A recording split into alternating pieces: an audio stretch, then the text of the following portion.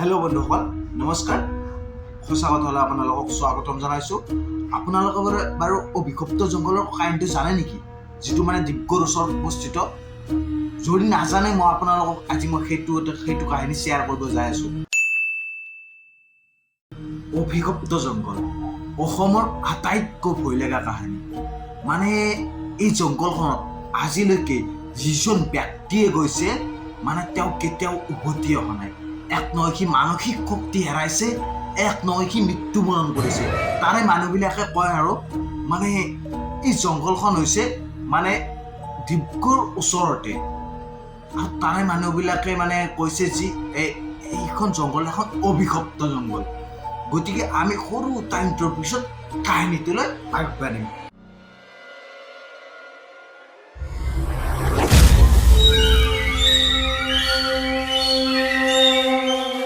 এই কাহিনীটো অসমৰ 7জন একেলগে থকা বন্ধুৰ হয়। মানে তেওঁলোকে সেই অৰণ্যত মানে এক্সপিৰিয়েঞ্চ কৰিব গৈছিল, তাৰে সত্যতা ফাদিল কৰিব গৈছিল। আৰু এই কাহিনীটো হৈছে 2017 চনতে সংঘটিত হোৱা কাহিনী। আৰু মানে তেওঁলোকৰ মাজৰ সেই 7জনৰ পৰা মানে এজনহে মানে বাচি আহিছিল, বাকী 6জনে মৃত্যুবৰণ কৰিছিল। আৰু যি একজন বাচি আহিছিল, সেই ল'ৰাজনে যিখিনি কথা কৈছে, মানে বুকু মানে কঁপি যোৱা কথা কৈছে। ডিগবৰ ওচৰতে এখন মানে পিছপৰা গাঁও আছিল। সেই গাঁওখনত মানে 7জন বন্ধু একেলগে ডাঙৰ হৈছিল, আৰু 7জন মানে কলেজৰ ছাত্ৰ আছিল। আৰু তেওঁলোকে মানে নতুন নতুন এক্সপিৰিয়েঞ্চ কৰি নতুন নতুন বস্তু শিকি ভাল পাইছিল, ঘূৰা ফুৰা কৰি বহুত ভাল পাইছিল, খুবেই ভাল পাইছিল। আৰু মানে তেওঁলোকে কি কৰিলে, সেই অৰণ্যখনৰ কথা শুনিছিল, শুনি পেলাই ভাবিছিল মানে তেওঁলোকে সেইবিলাক উৰা বাতৰি যিবিলাক কথা শুনিছিল, যে তাত মানে বগা ছায়া দেখা পোৱা যায়, মানে তাত বহুত ধৰণৰ শব্দ হয়, নানানটা মানে হেৰি হয়, বহুত কিবা কানি হয়, মানে ভাবিছিল তেওঁলোকে এইবোৰ মিছা। তেওঁলোকে এইটো শুনিছিল যে তেওঁলোক যোনে মানে সেই অৰণ্যখনত যায়, তেওঁলোক মানে কোনো বাচি অহা নাই, বা যিকেইজন বাচি আহিছে মানসিক শক্তি হেৰাই দিছে। কিন্তু তেওঁলোকে সেইবোৰ আওকাণ কৰি ৰাতি প্ৰায় 11টা বজাত তেওঁলোকে সেই জংঘলত সোমাই দিলে।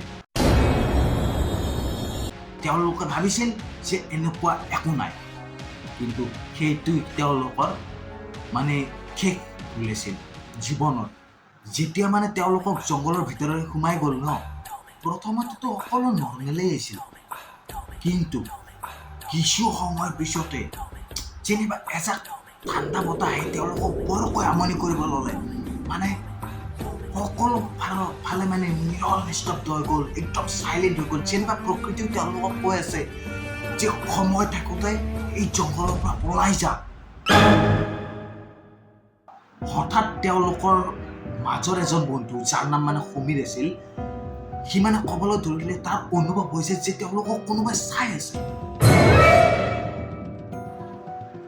কিন্তু তাৰ যিবিলাক বন্ধু আছিল, সেইবিলাকে কি কৰিছিল, সেইটো মিছা বুলি ভাবি মানে তাক ঠাট্টা কৰিবলৈ ল'লে, হাঁহিব ধৰিলে। কিন্তু তাৰ পাছত লাহে লাহে সময়বোৰ পাৰ হ'ব ধৰিলে। মাজনিশা প্ৰায় তেতিয়া 1:30 হৈছিল।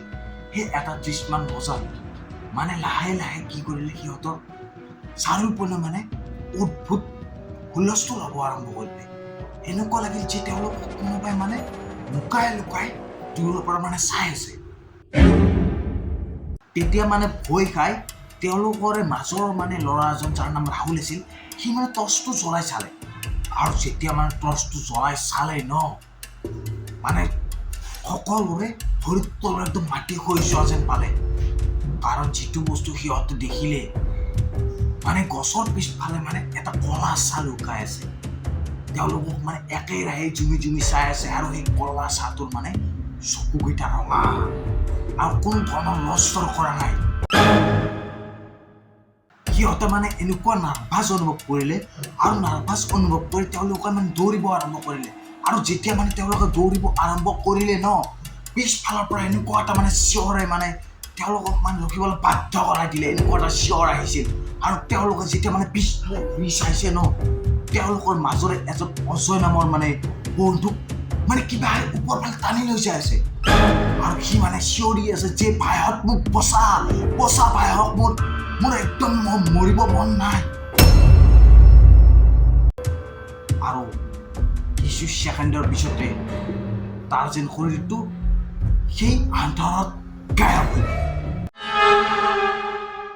বাকী তাত থকা বন্ধুবোৰে একদম ভয় খালে আৰু মানে তাৰ পৰা একদম দৌৰা আৰম্ভ কৰিলে। চাৰিওফালে সকলোৱে দৌৰি গ'ল, কিন্তু তেওঁলোকে যি পিনে যায় মাথো বগা ছায়া দেখা পায়।